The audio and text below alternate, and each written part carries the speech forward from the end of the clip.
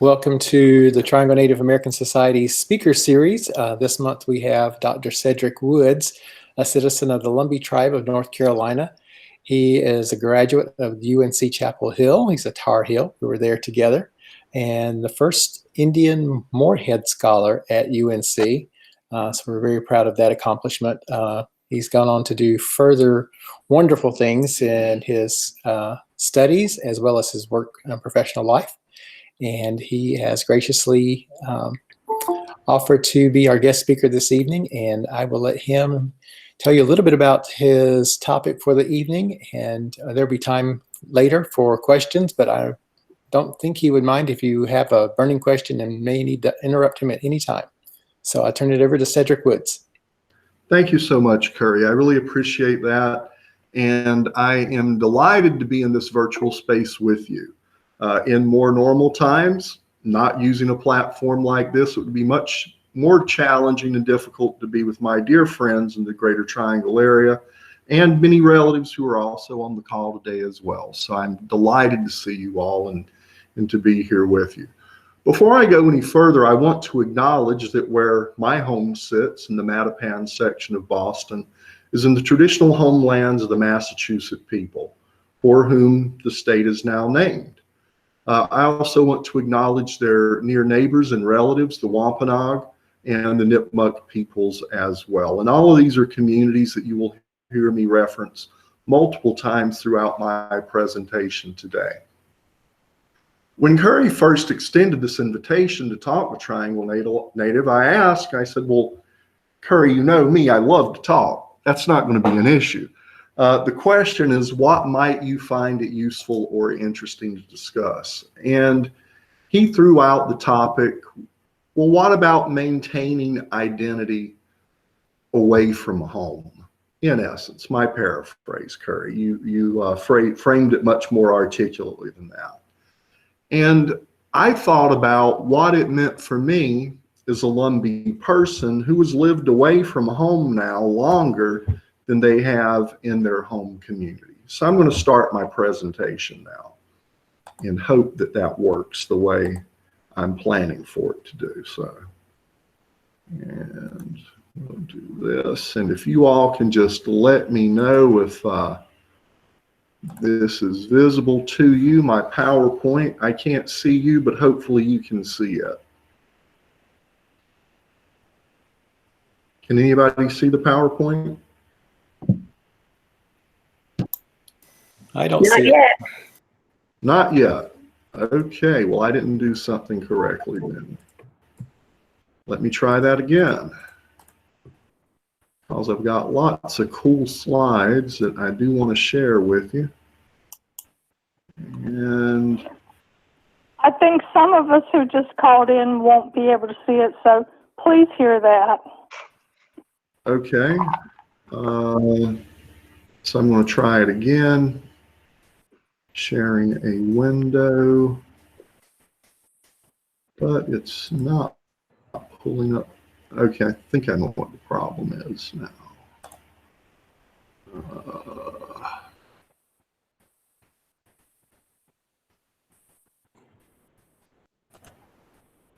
I got it to work a minute ago.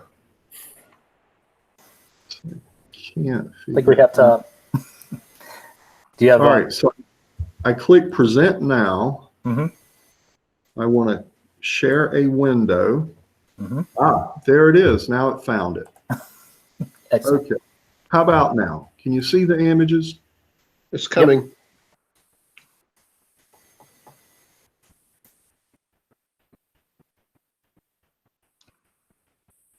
Being a good guest. There we go. Great. Excellent, excellent, excellent. So the conversation that Curry and I had via Facebook, yet another virtual platform as part of our virtually connected world, is what does it mean and how do you maintain identity being very far from home? As I'd referenced earlier before the slide started, I've lived now much longer outside of my home community than I have lived in Lumbee country. In spite of that, I would maintain that my Lumbee identity has not been diminished, but has been greatly enhanced as a result of my sojourn outside of Lumbee country. And I'm not saying that being away from Lumbee country in and of itself is a qualitatively positive thing, but it can be a positive thing in terms of identity maintenance and even identity exploration and understanding when it is done in concert with understanding who you are and where you are at all points and times. Thus the title for my talk. I view myself not as an ally, which is a relatively weak term, or weak T in the vernacular of the day, but very much an accomplice, a co-conspirator, and a perpetual student in the homelands of Massachusetts and other Native peoples of this region. The position I hold is director for the Institute for New England Native American Studies. So that includes the 6 states of Massachusetts, Connecticut, Rhode Island, Vermont, New Hampshire, and of course, Maine. There are numerous tribes within these states, the largest number, some federally recognized and others state recognized or historically acknowledged, are here in the Commonwealth of Massachusetts, of which there are 11. But prior to being here, I also worked for the Mashantucket Pequot Tribal Nation and resided in their tribal territory and their Mohegan relatives for 18 years. Spending this time with other Eastern Woodlands people has certainly been a learning experience, not just in terms of their own history and space, but also in terms of providing me the distance to get a better understanding in framing of my own Native community and other Native communities in North Carolina. When we look at Massachusetts and its diversity of tribal peoples, it looks in many ways very similar to North Carolina, South Carolina, or Virginia, of related peoples speaking related languages, in some cases very distinct languages, but tied by culture, shared norms, understandings of what it means to be human. Now, if you look over to the right part of this particular slide, it reveals something here that is quantitatively very different than, say, my home state and many of your home states, North Carolina. It shows an indigenous population where the non-native guests, like myself and my wife, far outnumber Native peoples from this place. Given that demographic reality, I think it is critically important that those of us who are indigenous to different parts of Turtle Island respect what it means and our responsibilities as a guest. For me to do that, I knew it was important for me to connect with this place, to recognize the sacred spaces, significant spaces of what is Massachusetts, Connecticut, Rhode Island, also known as Shawmut, and many other indigenous names for these spaces. This first image is in the Wampanoag homelands on the Taunton River, and it is called Dighton Rock, not the indigenous name for that space or this particular message from the ancestors. So part of my orientation to this part of the world has been going and learning from the land, learning from the lessons left by the ancients as well as contemporary Native peoples. There's a way to show my respect and my appreciation for where I'm at, where I'm blessed to be, and this beautiful place that Wampanoag, Massachusetts, and other peoples have been caretakers for a very long time. It also underscores a point that whether we're talking about this culturally significant space or others, one of the many lessons I've learned from local indigenous communities in terms of their success in preserving cultural resources. Lumbee and other North Carolina Indians have been extremely successful in figuring out how to maneuver, navigate, K-12 education, particularly in terms of Indian education formula funds and other programs, we have not been as successful as our northern relatives around some of the very first things they had passed, such as protections for unmarked burials, which predate NAGPRA by almost a decade. Yet another part of the reality here is, like our own peoples, they have dealt directly with armed military confrontation with the English, and even when seeking to remain neutral, have been imprisoned and enslaved. How this plays out, how it is framed by the contemporary state of Massachusetts, is frequently the same way our own histories are described. They are erased. But a quick review of the colonial documents underscore the harshness of that reality.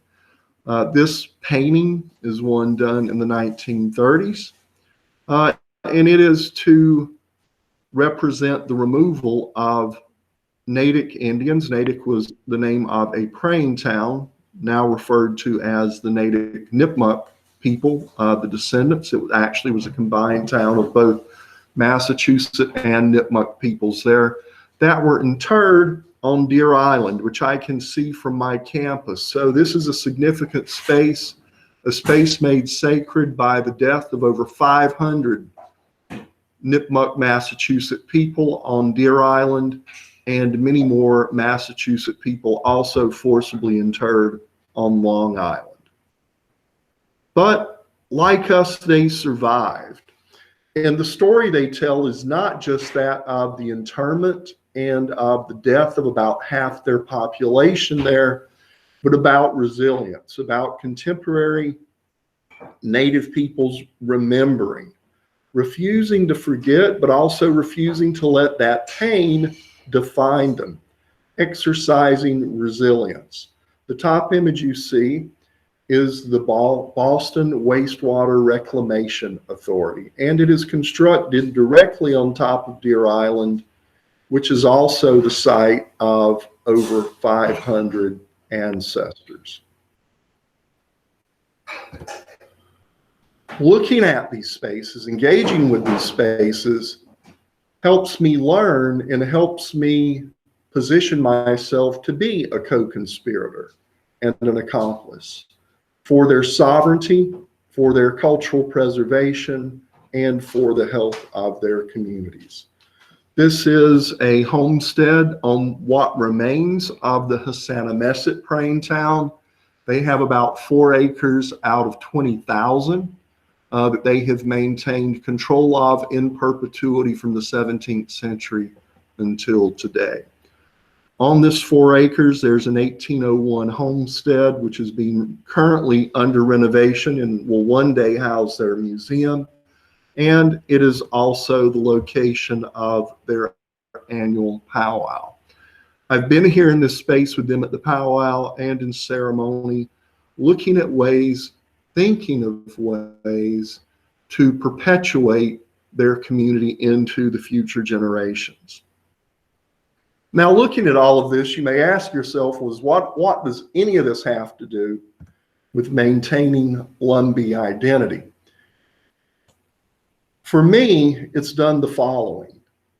When I first moved to Connecticut, then later Massachusetts, but in Connecticut, I had determined that after a master's degree, I was done with school. No more higher education for me. I had a paycheck. I was quite content. Thank you very much. But being in the homelands of our Northeastern relatives exposed me to reclamations of language, to understandings of space in different ways than what I had learned growing up. Not necessarily better, but different. As part of that, I even identified one of the names on an 18th century document in my own family tree was virtually identical to an Algonquin family name here among the Pequot people, and also later I learned the Wampanoag peoples from Mashpee as well, and Christiantown actually, which is where the name originates. That name here is Paheganut or Popknut. Down home it was Pawhegan. And it was a surname used by my ancestor, Thomas Kersey Jr.'s sister, Mary Pawhegan. So the language ties, the linguistic connection was made by my reading, engagement, learning from this place of the Dawnland, of Wampanoag and Wabanaki peoples. It also shows a different way of Native peoples here engaging with language reclamation, engaging with resilience that takes different forms and shapes than it does in the Carolinas or in Virginia, but is also equally informative into how I navigate myself, into how I negotiate my space here in Massachusetts, Wampanoag, or Pequot homelands. This is a clip of my university of a very small powwow we held several years ago. But we held that here, and to start that powwow, we centered the voices of Massachusetts, Nipmuc, and Wampanoag peoples for the welcome, so that all of us other indigenous peoples from across the hemisphere understand that while we are indigenous, and in my case, an invited guest within these particular homelands. So it gives, again, particular meaning to my role to do what I can here. Now, I don't look at this as a journey exclusive to me alone. I look at it as a challenge for all indigenous guests in other indigenous peoples' territory. I know that quote unquote urban Indians like myself, my wife, and many of you are living outside your homelands. And so then the question I would pose is, are you a good guest? Being indigenous comes with rights. It also comes with responsibilities. Are we recognizing, are we acknowledging those responsibilities as being guests in other people's territory? These last two photos, the one on the left is with a very dear couple whom I visit them and their family and have worked with them and powwowed with them many times over the last 25 years. Their sons go to the Lumbee Spring Powwow generally and would have been there this year. And just as I'm visiting their parents, they visit my parents in Pembroke on Pine Street. So when we think about identity maintenance, when we think about learning and being a good guest, at the end of the day, it's really about making relatives. What I've been able to bring here is our people's passion for activism and advocacy around education, and have helped them gain access to resources to recruit and train Native teachers using federal dollars to pay for it, which our people have been doing for decades now. And they have given me many gifts of the spirit and helped me learn how they have navigated many different ways to continue to protect their ancestors, and even to develop repatriation consortiums where even state recognized tribes have their voices clearly heard through the 106 review and other processes.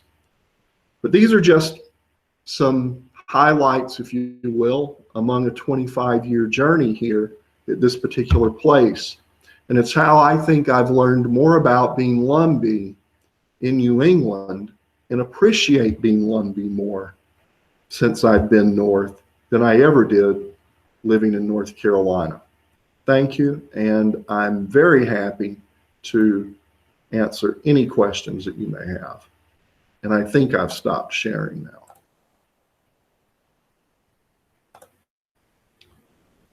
Did that work? Okay. Yep.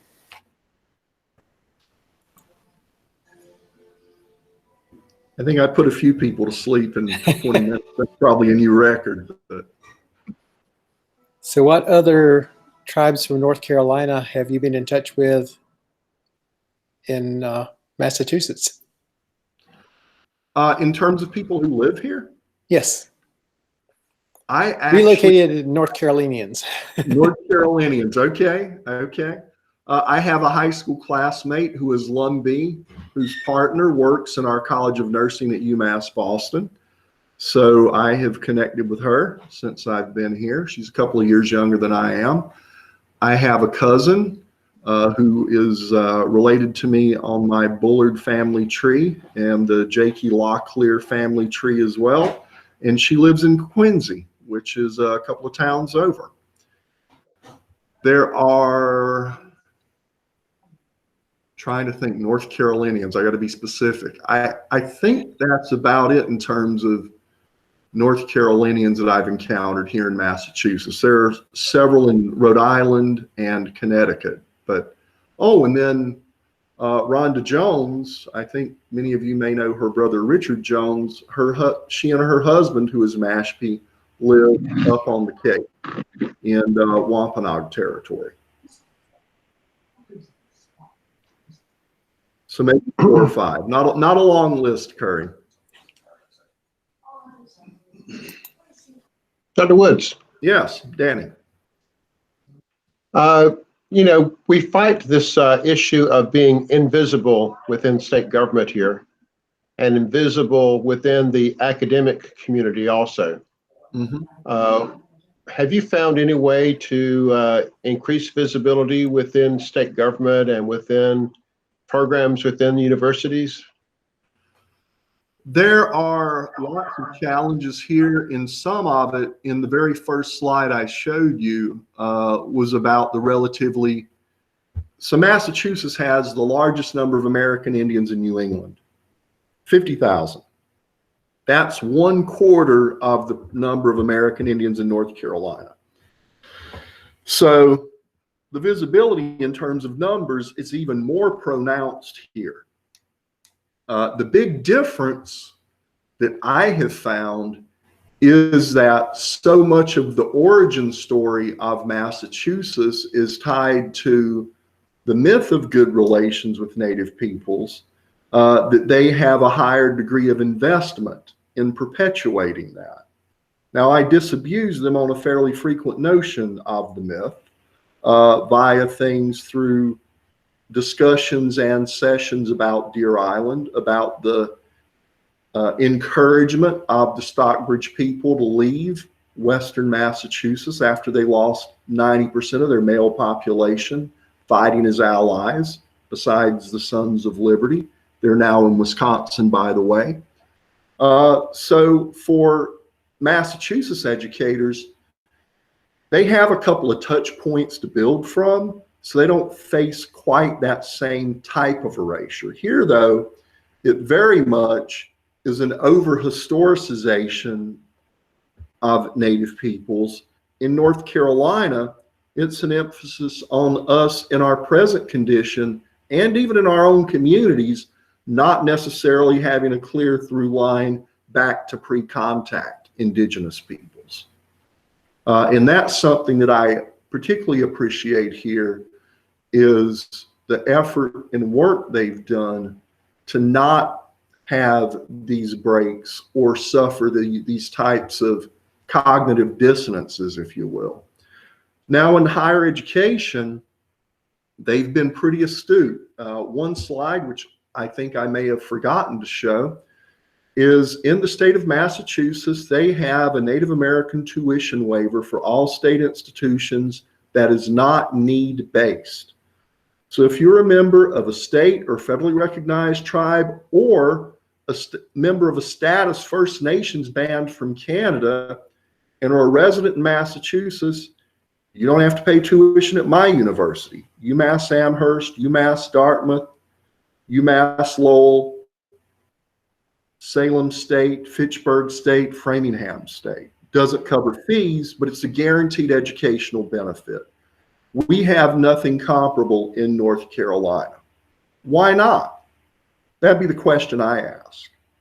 There are 4 times as many of us, and they were able to get this benefit with far fewer votes, far less economic or other kinds of influence, but were successful in navigating that particular hurdle. On the flip side, there's only one Indian education program in the entire state of Massachusetts, and that's in the town of Mashpee. I've been trying for the last decade to get Boston Public Schools to reestablish one.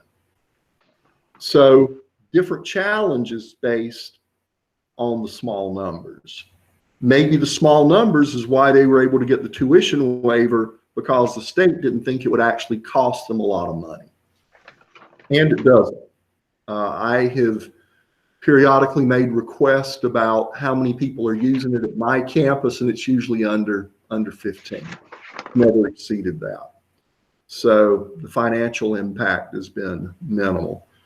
But the erasure is real. The tribes here, 8 years ago, I started a relationship at their request with their Bureau of Substance and Addiction Services.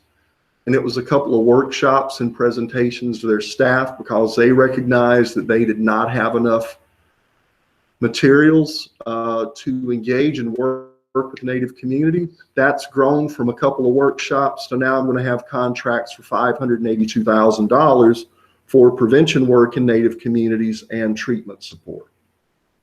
We don't have anything comparable in North Carolina. Some tribes receive some of the state opioid response grants from the state, most do not. And it is nowhere close to what I have as a state contractor through my university. So some successes, some lessons to learn from both places.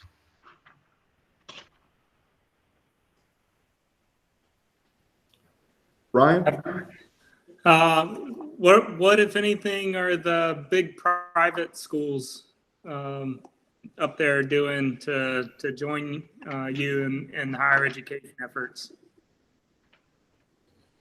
Well, Harvard has decided, I guess several years now, that it was going to develop a Native Studies program. And when you have a multi-billion-dollar endowment, you can start hiring people.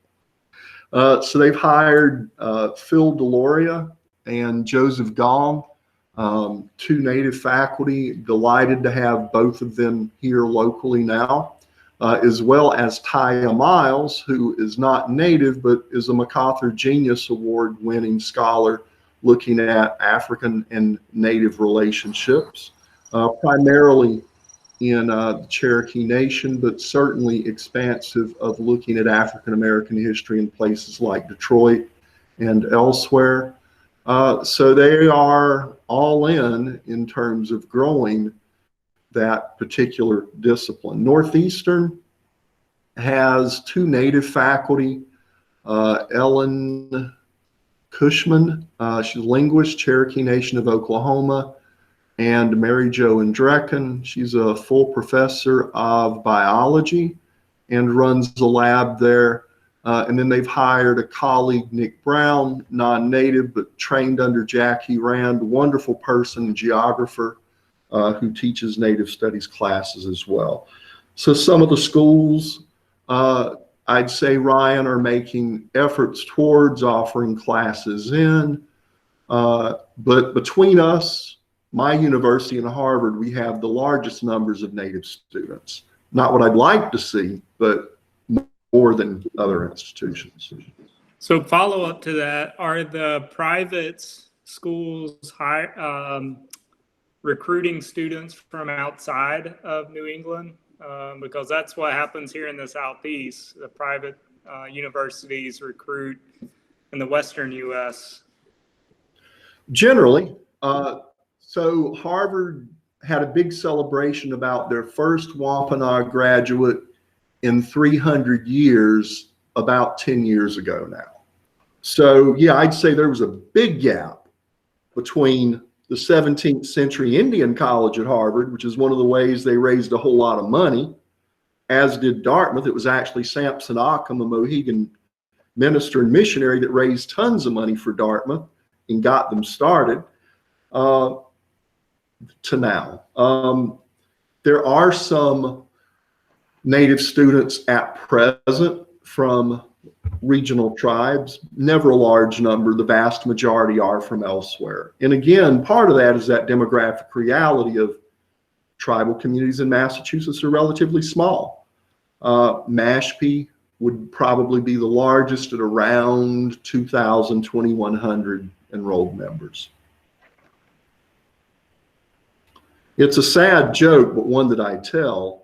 I will tell colleagues in Massachusetts that they did such a good job of reducing their native population that there are more Lumbee than there are every Indian in the state of Massachusetts.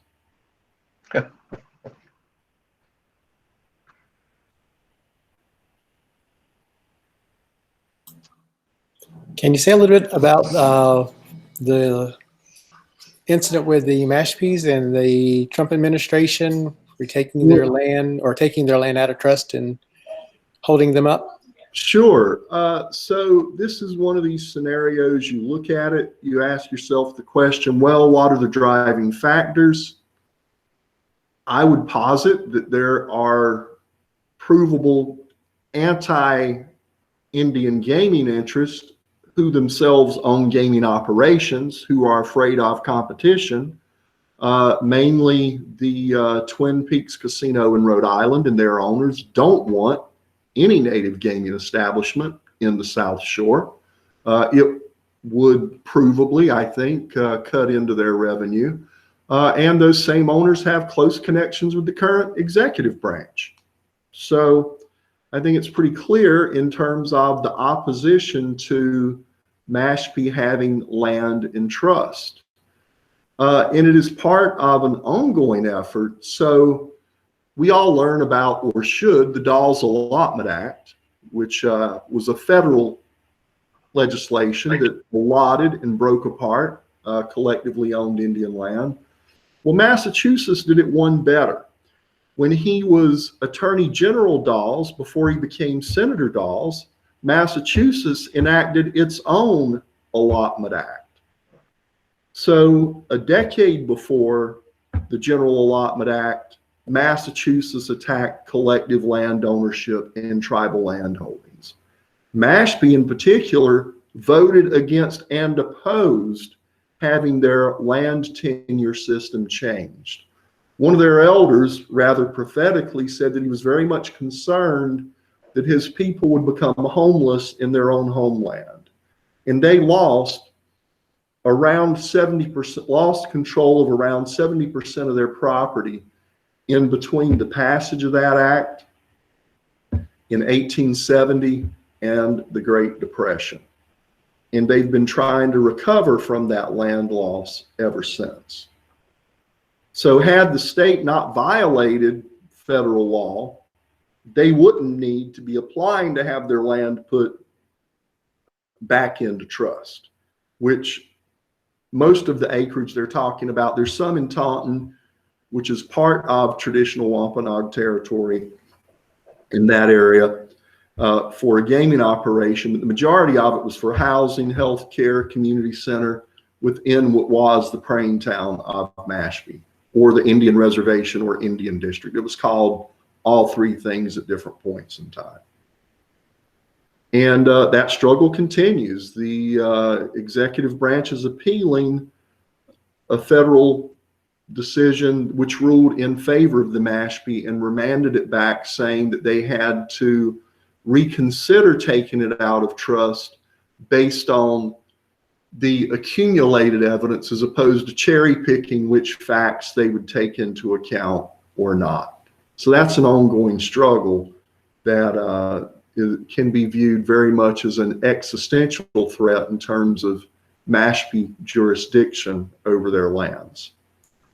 Losing the case doesn't mean somebody's going to take title to their land, but it means that they lose significant criminal and civil jurisdiction over those properties. Did I answer that, Danny? Yes. Okay.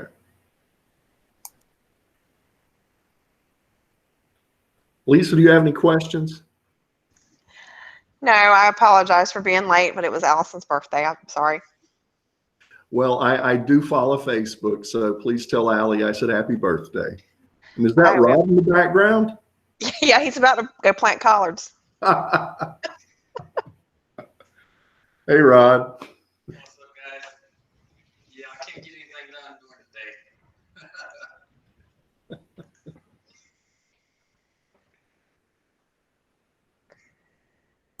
So what do you think federal recognition will mean for the Lumbee tribe, since we have gone without federal recognition and have lived under federal and state jurisdiction? Once we get federal recognition, how do you think we'll change? A lot could change or nothing could change. I always point to federal recognition as creating opportunities and also potential threats. How we use it, what we do with it, really depends on us. I mean, frankly, there are a lot of things we could do now we choose not to. So under federal recognition, would that change? Probably not. I mean, legally, there's nothing preventing us from doing a variety of things, but we choose not to do so. It would make some things easier, like with NAGPRA. It would guarantee us a seat at the table in ways that we currently are excluded, NAGPRA being the Native American Grave Protection and Repatriation Act. It would mandate that corporations consult with us, and like FERC and Ryan, my dear colleague who's with us here tonight can tell you far more about that, and also about how we were excluded. But companies with appropriate state pressure could have pushed that in our situation anyway. When the whole Atlantic Coast Pipeline thing was happening, in Virginia, same energy company, Dominion, consulted with state recognized tribes in Virginia, but chose not to do so in North Carolina. I'd ask the question, why? They and we were both not federally recognized at the time, but they made different decisions based on different relationships, different political positioning within the two states.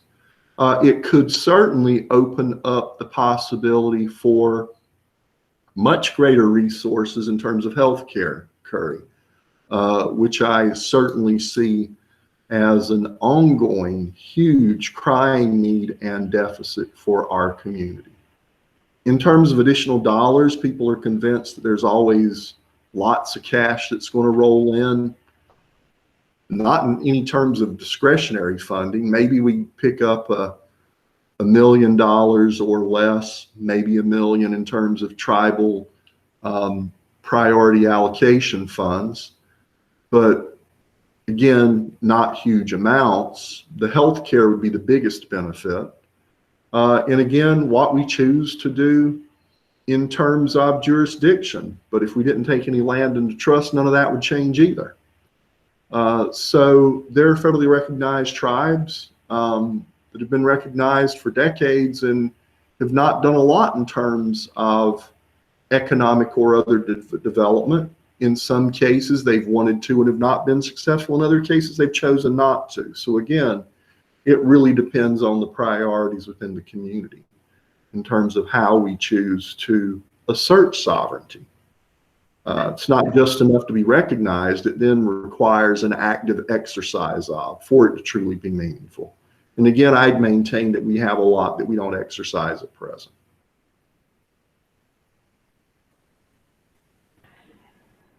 What kind of things do you think we don't, by being state recognized, they're not using, we're not exercising? Sure.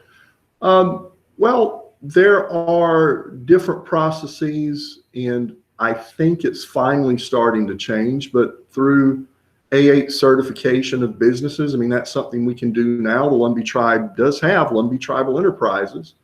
One of the mandates of the program that created that is that it would create additional Indian businesses within the tribal community. I think now it is starting to do that, but had not done so historically. Now that's changing. That's a wonderful thing, but that I put that in the category of potential missed opportunities. I think about the way that the federally recognized tribes have worked with the state recognized tribes here to form repatriation consortiums to protect sensitive cultural resources.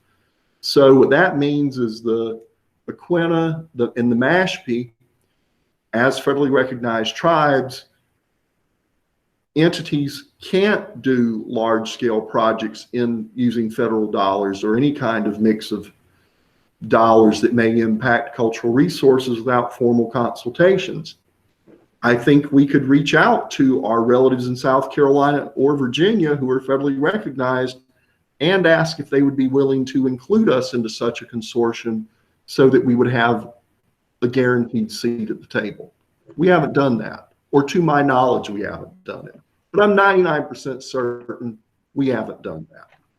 Again, something that by having good relationships, by forming kinship relationships, we can accomplish things that we don't have to wait to get this federal stamp of recognition to achieve.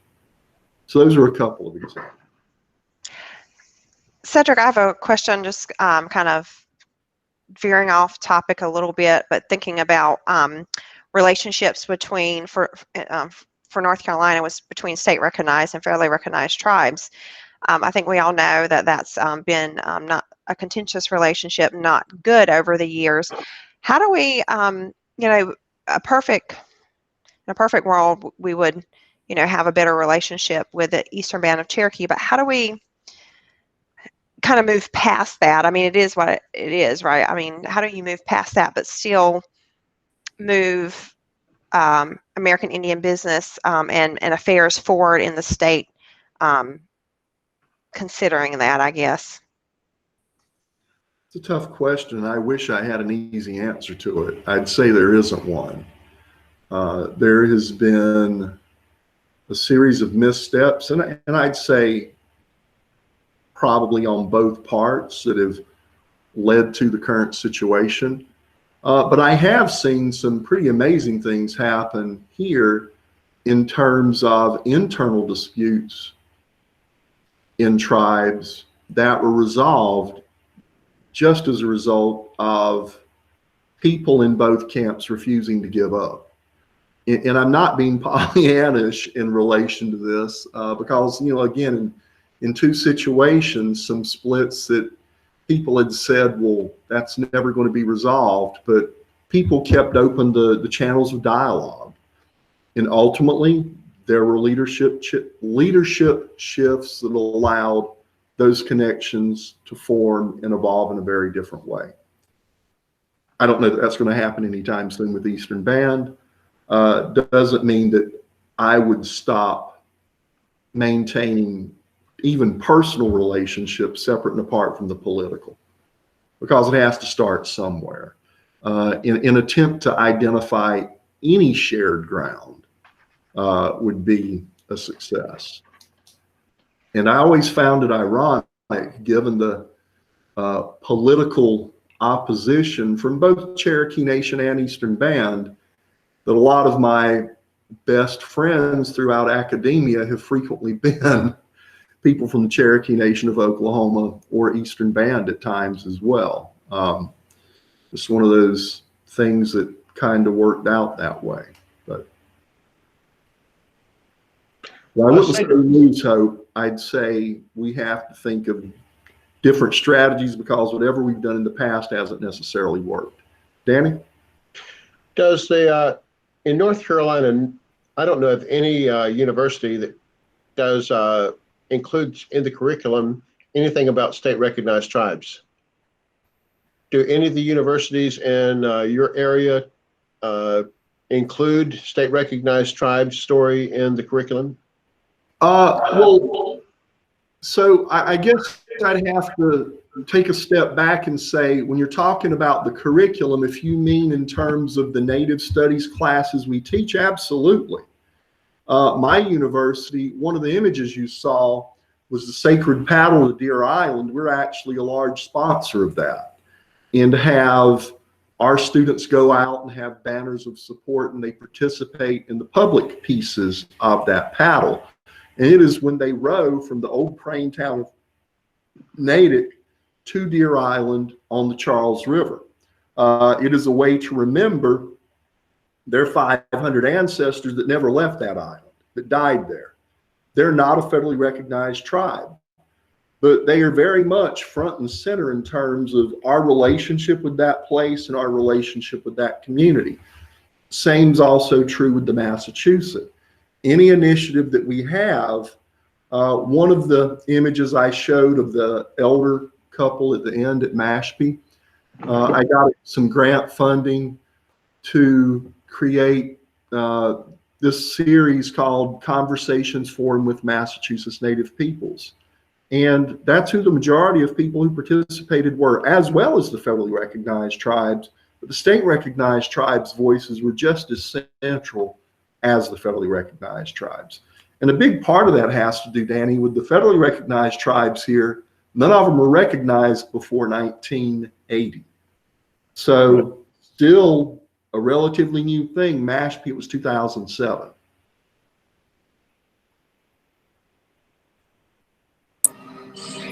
How's the population there doing in regards to the census 2020? The count is really down, Curry, and that has everyone concerned because we all know the census is directly attached to dollars. And Clarice, another thing that we had not taken advantage of in the past, when you ask about things that state recognized tribes can engage with. So Boston has an urban Indian health clinic, and for urban Indian health clinics, state recognized tribes are eligible to receive services. The Native American Lifelines Clinic in Baltimore, most of its clients are members of state recognized tribes. We've never pushed our congressional delegation to allocate money to fund an urban Indian health clinic in the state of North Carolina. You know, I had a friend tell me that there was people from down home would go to Baltimore and get work done on their teeth because they could get it done for free. I do think they have a dental clinic periodically there at Native Lifelines. So that's another example of figuring out a way to accomplish a goal, but not necessarily the most direct route, but still one that's viable.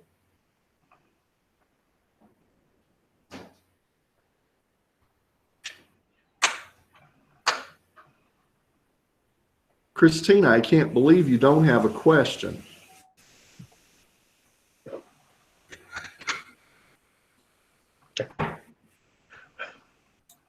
She must be multitasking.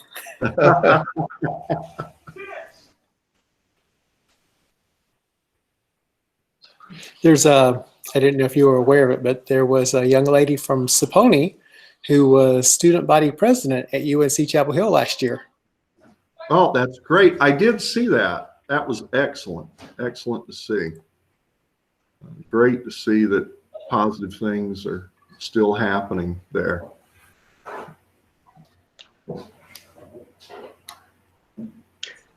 Have you worked with the public, with the Parks Service in any projects? I have actually on several different projects.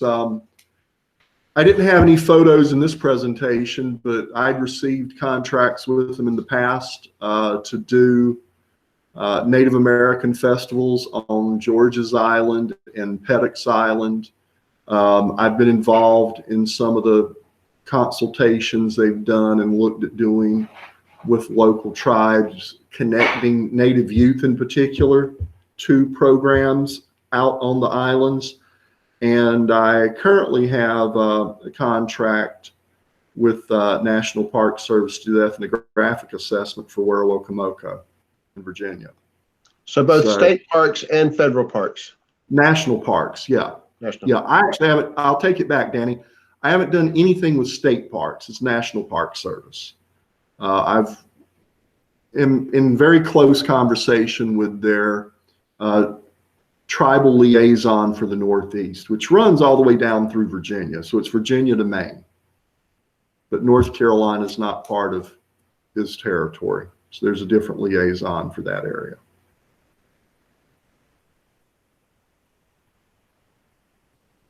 So at least up here, some superintendents are more engaged than others, and some do a better job in terms of forming relationships with tribes. And frequently, again, I think as tribal people, we far too often expect that they'll come to us versus us knocking on their door. Right. And having a clear idea of the types of things that we would like to see. or in which we want to be engaged. So I have a couple of quick questions. One is, how is American Indian history taught in the public schools there? And what's the efforts been with Indigenous Peoples Day declarations by anybody?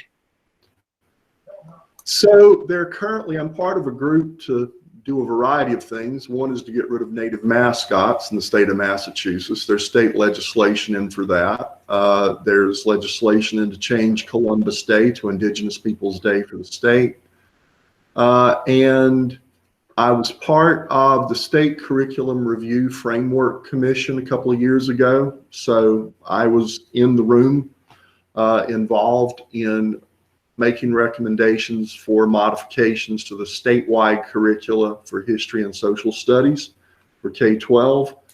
And what's happening locally in Boston Public Schools, I'm working with the directors of the Gaston, Trotter, and Asian American Studies Institute to develop an ethnic studies curriculum. So I'm working on that with a colleague of mine from Native American Indigenous Studies. The approach we're taking is there's going to be an overall course, and I know ethnic studies rubs people the wrong way, but it's all about what's in the container versus what the container looks like. And it very much centers Native people as indigenous to this space and still here, not gone, not past tense. There will be a specific, as part of that framework, course on Native American history, persistence, and contemporary Native peoples.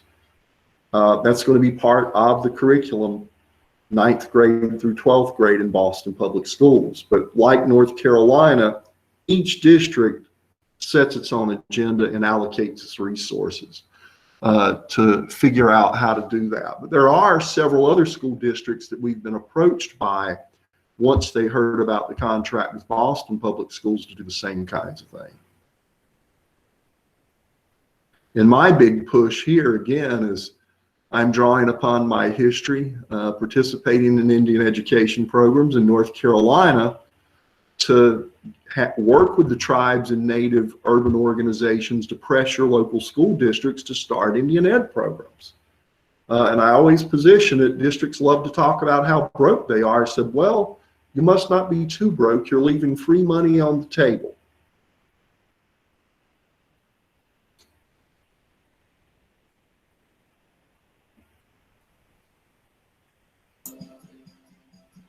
Anybody have any more questions?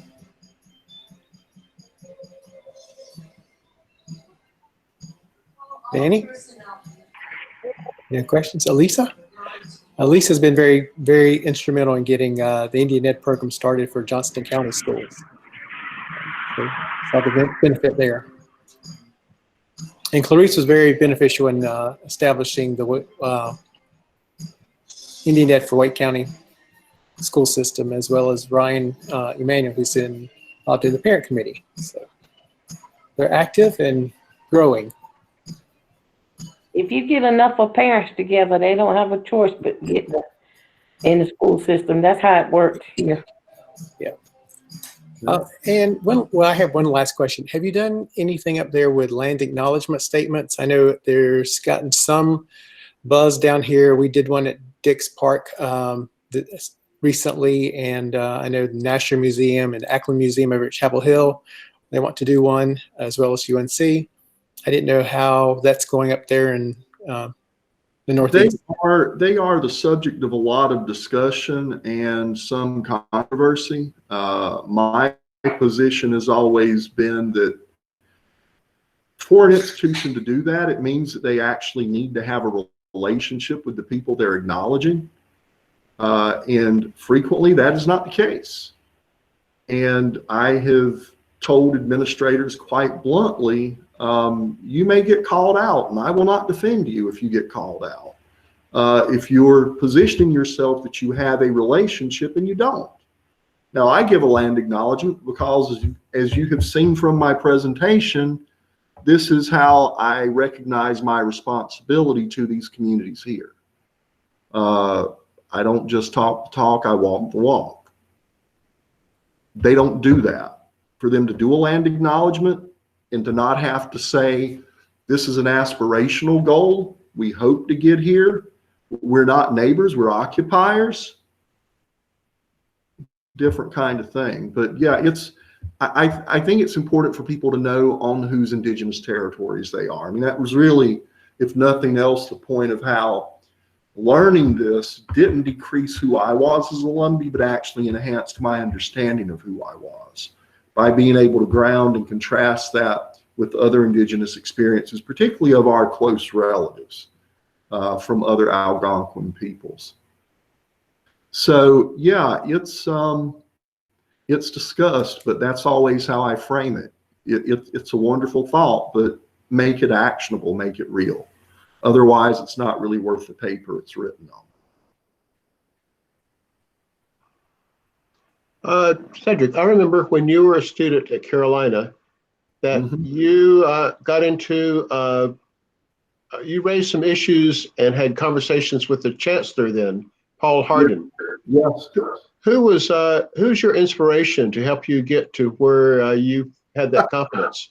To where I had the confidence? Well, I guess, you know, when I think about my parents' generation, and Danny, essentially my parents are almost your parents' generation too.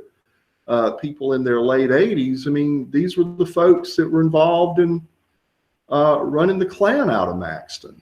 And my parents weren't there, but I certainly had a long list of cousins who showed up. And they were involved in breaking double voting and involved in protecting Old Main. And I look at that history of activism and collective action, which I think we exercise again far too little given our numbers. It was always inspirational, and I always remember hearing stories of a man that none of my parents' generation had ever met because he died before they were born, but my great-grandfather, William Luther Moore, and my Uncle Adolph, and my Uncle Herman. And, you know, and then later stories that I was able to contextualize of my great-grandmother Tootie's uncle being one of the first non-white county commissioners in Raleigh, Big Jim Oxendine. And, you know, my family hiding out the members of the Lowry gang during the Lowry War and having their dogs shot and their cabins burned and other Lumbee people being lynched. And so how could I not stand up? But I positioned that because I knew that. I knew who I was. I knew what my people had been through. Of Lisa and I, our grandmother only got an 8th grade education because there was no Indian high school within 20 miles of where she lived. There was a white high school around the corner, but nothing for her.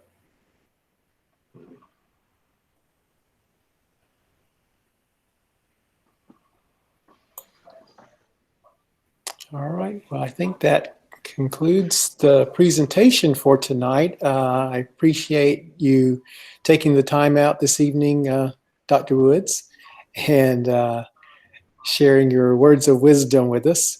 And I'd like to remind everyone to please, please, please complete the 2020 census. There is a link on Triangle's website that we encourage people to complete the census. We're also have an undercount in North Carolina of all population groups, but especially with American Indians, and we really do want to improve those numbers because, like Cedric said, it does involve federal monies to the state as well as congressional representation, and they go off the census to redistrict. And we know that's been very problematic here in North Carolina since 2000. But I think Danny Bell is willing to give us our closing prayer to wish us all a good, safe journey tonight. And Danny, if you would lead that for us, please. Okay. Thanks, Cedric. Let us join together in prayer. Breathe deep. Feel the gifts of spirit within yourself. Let us give thanks to the Creator for the gifts of life we experience in this present moment. Thanks to the Creator for our ancestors and for his work to prepare us for this moment. Creator, thanks for bringing Dr. Cedric Woods and his research gifts to us tonight. Help us to make wise use of the gifts and resources you've given us. Creator, go with us from this day forward and guide our actions and activities. Help us to respect and treat others as we'd like to be treated. I hope. Thank you. Y'all have a very good night. Thanks for joining us tonight. And join us on the 29th of September for our community check-in, and next month for our talking circle, as well as our next speaker series. So thank you, and y'all have a good night.